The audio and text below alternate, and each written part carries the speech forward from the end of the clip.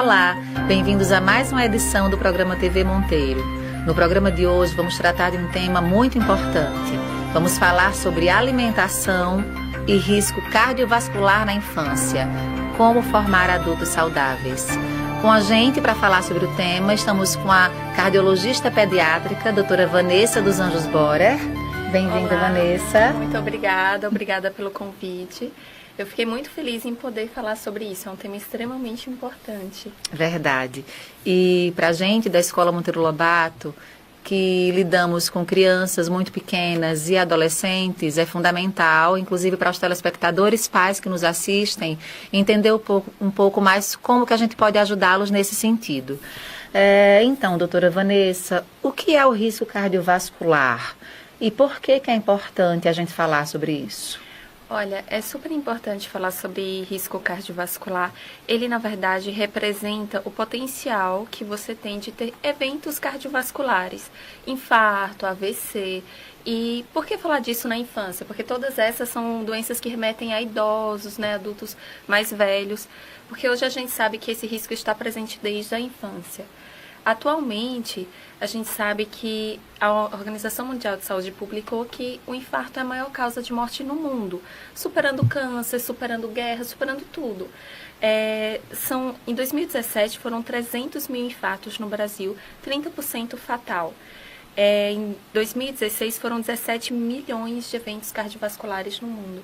É um número muito alarmante que a gente não tem noção disso no dia a dia. Verdade. Então, por isso que é importante trazer, sabendo que isso vem da infância, a gente pode prevenir desde cedo.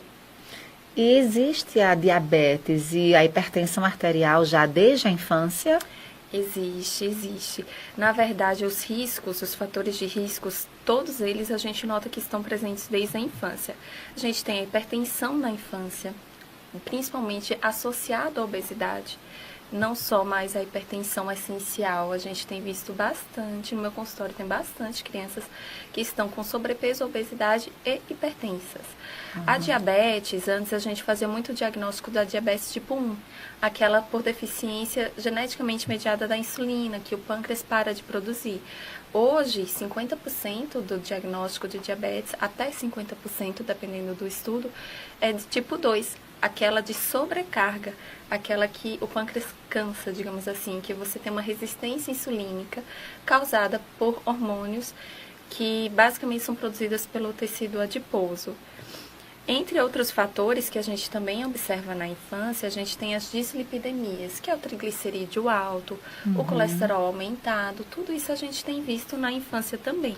Sedentarismo, atualmente as crianças não correm mais na rua, ficam em casa, no videogame, várias horas de exposição à tela. Sobre isso tem até um dado importante, tem um estudo do Hospital das Clínicas que mostrou que mais de 4 horas de TV por dia está associado à obesidade. Porque se você pensar, a criança está na escola, fica sentada assistindo aula a partir do tempo. Chega em casa, ela ainda passa 4 horas na TV, que horas ela se movimenta? Então, é um sedentarismo muito aumentado. A obesidade, como eu já falei, o abuso de álcool nos adolescentes e o tabagismo. Aí você pensa, tabagismo na criança? Uma pesquisa mostra que 90% dos fumantes experimentaram o primeiro cigarro antes dos 13 anos. Então, muito cedo. Então, todos esses fatores que a gente encontra no adulto, hoje a gente sabe que está presente na criança e tem consequências. E quais são os riscos, digamos, quais são as consequências dessas doenças na infância? Existe um impacto também na saúde mental deles desde cedo? Existe. As consequências a gente tem desde físicas, como ortopédicas. Tem paciente que eu tenho dificuldade de iniciar atividade física porque ele machuca joelho, perna, tudo pelo sobrepeso. As dislipidemias, toda essa parte de saúde.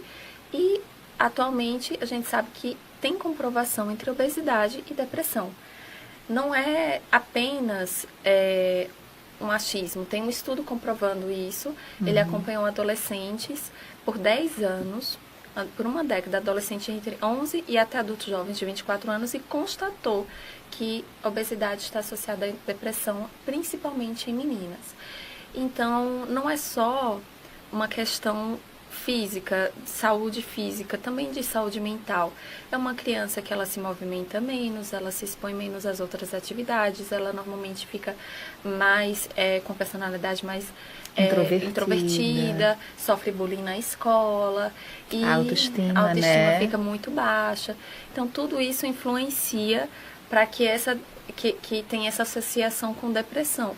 E aí você tem uma baixa produtividade no todo, porque ela tem uma menor capacidade física, se sente cansada mais precocemente pelo sedentarismo, ela tem menos ânimo para isso, pela depressão. Então, você observa isso assim, enxerga isso lá na frente e vê quanto de vida, de qualidade de vida essa criança vai perder se você não agir naquele momento que ela está começando a ficar gordinha. Porque as pessoas acham lindo uma criança gordinha. As avós acham lindo aquela criança fofinha e tudo mais. Só que hoje a gente sabe que esse padrão de beleza infantil, ele não é mais saudável. Isso, infelizmente. Ele traz consequências. Inclusive, teve um estudo que foi meio revolucionário. Isso ele já não é mais tão novo.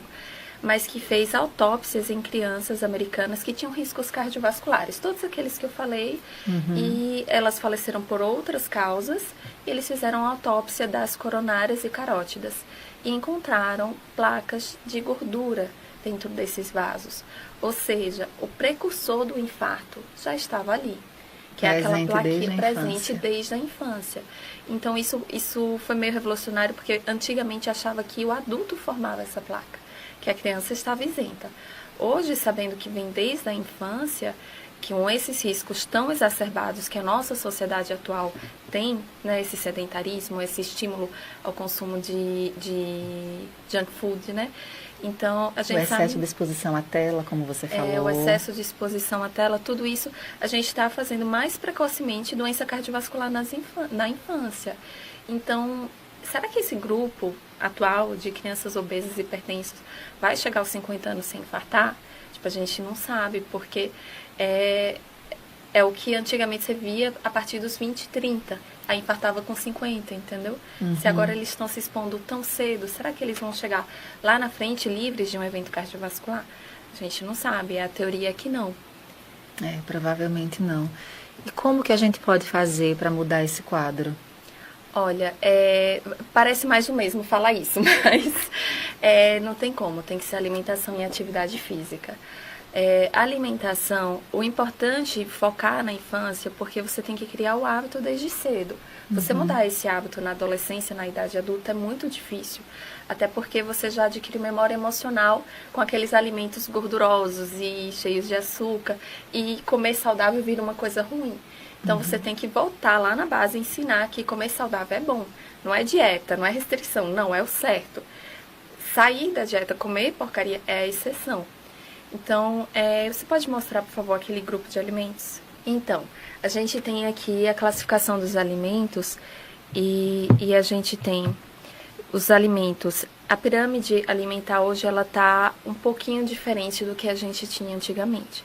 A gente tem os alimentos minimamente processados que devem vir na base, que são aqueles que você come em grande quantidade. Frutas, hortaliças, raízes, leite, carne, grãos, principalmente grãos. Hoje a gente sabe que os grãos integrais, eles são ricos em fibras, e as fibras, elas são excelentes cardioprotetores. Eles ajudam a absorver colesterol, eles ajudam na motilidade intestinal e na saciedade.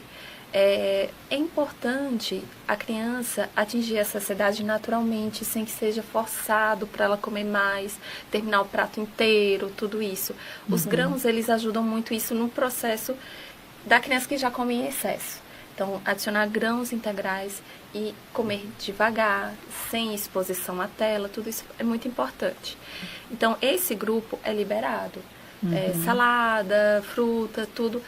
Na infância, liberado. Vem os ingredientes culinários que a gente deve usar com parcimônia, que são manteiga, óleo, azeite, açúcar, sal.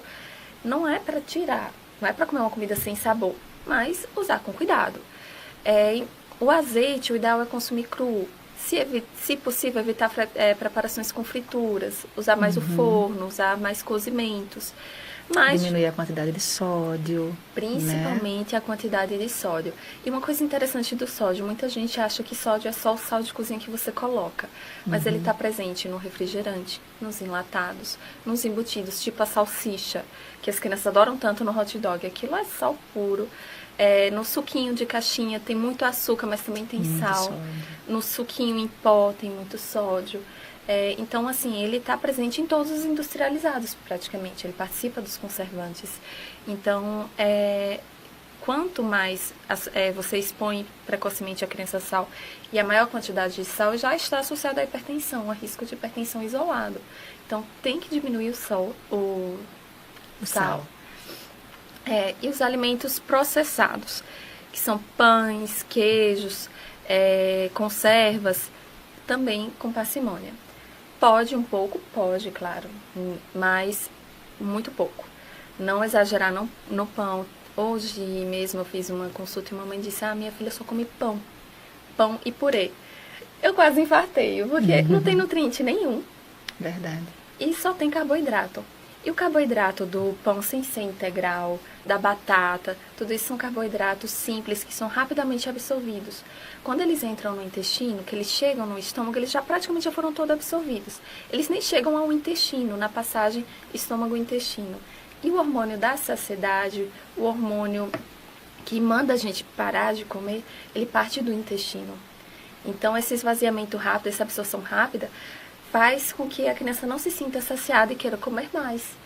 Então, é importante você tirar um pouco esse grupo de carboidratos simples, colocar os carboidratos mais complexos, como a batata doce, o inhame, que estão nas raízes do primeiro grupo, que ele demora a ser absorvido, dá tempo de liberar o hormônio da saciedade e ele não faz um pico de insulina. E quando a gente absorve muito carboidrato de uma vez, o corpo ele libera bastante insulina para estocar esse carboidrato. E consumindo rápido, logo você vai sentir fome, logo você vai sentir vontade de comer. E esvaziando lentamente o estômago com os alimentos, com proteína, com a gordura boa, com carboidrato de longa absorção, quando ele chega no intestino, começa a liberar o peptídeo Y, vários hormônios, a leptina, começam a dar um estímulo para o seu cérebro, tá chegando comida, não precisa, pode, assim, ficar tranquilo, vai liberando a saciedade. E isso, no geral, na alimentação da criança, hoje em dia a gente está vendo que não tem tanto, né? Muito gordura ruim e carboidrato simples. E por último, os alimentos ultraprocessados, que esses, assim, são a exceção. É o fim de semana que você vai pra praia, pode levar, é uma festinha de aniversário, mas no dia a dia não. No dia a dia não é nem pra ter em casa. Biscoito, bolacha, Coca-Cola, refrigerante, biscoito recheado faz muito mal, porque ele é cheio de conservante, de sal, de gordura, de carboidrato simples, tudo que não pode. Açúcar, tudo que não pode. E as crianças adoram, a gente sabe, mas tem que ser exceção. A regra tem que ser a comida saudável, para ela entender e sentir que aquilo é uma coisa boa para ela também, que isso faz parte do dia a dia. E se esse hábito for construído já desde cedo, fica muito mais fácil, não é verdade? Sim. Futuramente, essa alimentação fluir de maneira mais saudável. Então, a gente sabe que as famílias hoje têm uma rotina muito corrida, né? E que não é fácil preparar todos os dias em casa alimentos saudáveis. Verdade. Existe alguma dica que você possa nos dar de como tornar mais prática essa alimentação? Olha, antigamente a gente falava que não podia congelar as coisas porque perdia nutriente, comida congelada não tem nutriente. Na verdade, hoje a gente sabe que tem, só tem que fazer da forma correta para ela manter esse nutriente. Isso acaba ajudando bastante se você tem no seu congelador um estoque de algumas coisas para você usar no dia a dia. Existe uma técnica de congelamento chamada branqueamento, que você ferve, quando ele estiver fervendo, você tira a verdura e coloca no gelo. Você interrompe imediatamente. E dali você enxuga e coloca no congelador. Ela é muito boa para brócolis, abobrinha, couve-flor, espinafre. Então, isso fica muito prático, já está limpo, já está pronto para o consumo. Aí você vai pensar, mas quando eu tirar não vai estar com gosto bom. Se você for realmente comer cru, não. Mas aí você pode colocar junto com purê de macaxeira, colocar todas essas coisas no meio, picadinho assim. Fica gostoso, a criança normalmente aceita bem. E você está mantendo os nutrientes super importantes desse grupo. Nas frutas também você pode congelar de uma forma saudável. Você pica elas, deixa separadinhas, coloca numa bandeja e como tá aparecendo aí no slide. E aí você coloca no congelador assim. Depois que elas congelarem, vocês tiram e colocam num saquinho. Você pode fazer várias preparações super gostosas, por exemplo, bater banana com morango, fica um smoothie assim super saboroso. Você pode abrir mão, colocar um pouquinho de mel ali, você pode adoçar um pouquinho. E a criança com certeza vai gostar porque fica parecendo sorvete. Verdade. E é super saudável. Outra dica é planejar a semana. Organização. Você faz um cardápio diante do que você gosta, do que a sua família gosta, para a semana. Vai no supermercado, compra aquilo que você vai utilizar e não compra coisas a mais de besteira. Uhum. Não compra, se chegar alguém em casa eu preciso ter uma torta. Não. Se chegar alguém na sua casa, hoje em dia não é tão comum chegar alguém sem avisar, né? Isso. Se a pessoa vai avisar, você vai comprar. Mas não deixe em casa, porque você vai consumir, seu filho vai consumir, todo mundo. Então, faz a listinha, pega tudo que tá ali, compra da forma mais saudável possível. Planeja, congela o que você puder congelar. Já deixa preparado o que você vai utilizar na semana, lava as folhas. Uma forma de conservar folha também, você lavou, colocou no hipoclorito, secou, você coloca uma bacia grande, uma camada de folha, uma camada de papel toalha. Uma camada de folha e uma de papel toalha. A folha conserva até 15 dias, assim, sem ficar murchinha e sem estragar. Então, assim, pro dia a dia, você pega a folha que já está pronta, você corta um tomate, coloca um queijinho, uma cenoura ralada, aqueles congelados que você tem com purê, com alguma outra coisa. Fica uma refeição super saudável e não dá tanto trabalho. Verdade. É planejamento, é esforço, é chato isso aí, mas o resultado disso a longo prazo é muito bom. Sem dúvidas. Então, para finalizar, doutora Vanessa, qual mensagem você gostaria de deixar para os educadores que estão nos assistindo, os pais, telespectadores, após informações tão importantes a respeito das doenças cardiovasculares na infância? Não desistam de tentar fazer uma alimentação saudável em casa, porque ela é o pilar de tudo. A alimentação, ela traz um nutriente que te dá energia, ela traz um antioxidante que te evita doenças. Então, assim, investir na alimentação saudável do seu filho, você está investindo na saúde, no bem-estar dele. E lembrar que educação é isso. Às vezes você tem que contrariar um pouco a criança que quer um chocolate, um sorvete, para dar uma coisa de qualidade para ela, porque você é mãe, você é pai, você sabe o que é bom para ela. Então, você vai cuidar. Brinquem com seus filhos, façam atividades físicas. Porque atividade física é outro pilar super importante na prevenção do risco cardiovascular e não pode ser ignorada. E isso, mesmo que você não consiga ter uma prática de esporte regular, chega em casa, vai jogar bola, vai brincar de pega-pega, de se esconder. Tudo isso faz movimentações, tira a criança da tela.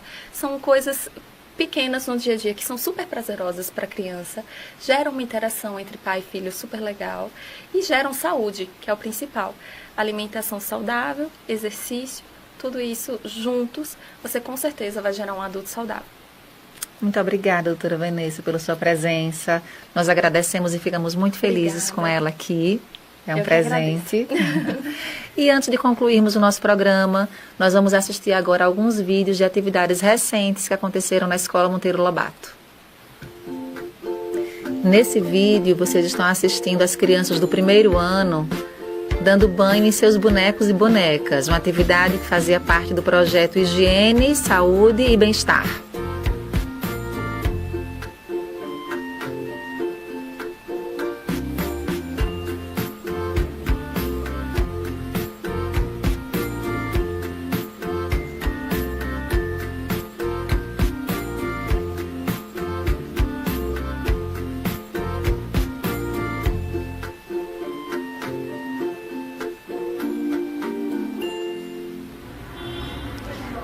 Nós vamos assistir agora a um vídeo referente ao projeto Leis de Organização da Sociedade, com a fala da professora Shirley, professora de História da Escola Monteiro Lobato. A organização de uma sociedade é influenciada por comportamentos e relações entre as pessoas, individualmente ou em grupo. A criança, quando deixa a sua casa, ela deixa um ambiente particular para ingressar no ambiente coletivo. E é aí que se faz necessário que ela se perceba logo cedo como parte de um todo.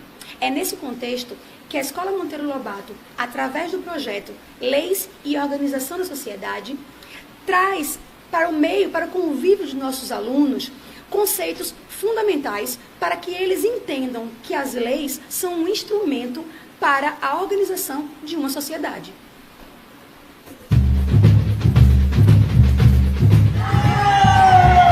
E nesse momento, o carnaval, que aconteceu agora no início do mês, da Escola Monteiro Lobato, da educação infantil até os níveis maiores. A apresentação do frevo, das meninas da dança.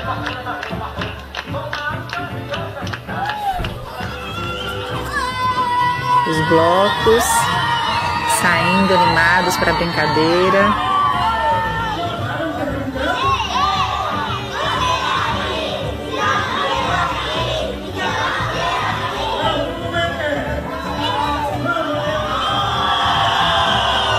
E aí a turma do ensino médio. E para concluirmos, um vídeo com as atividades matemáticas que aconteceram na escola já agora nesse início de ano letivo. Atividades lúdicas em que as crianças têm a oportunidade de aprender brincando.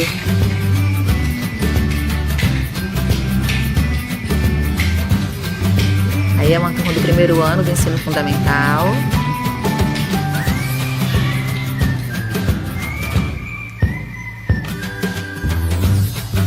Essa também, essa turma do primeiro ano trabalhando com um dominó gigante.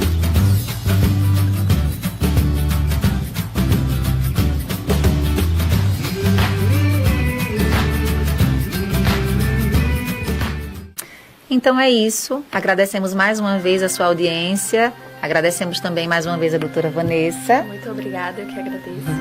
E ficamos com vocês no próximo programa. Até lá!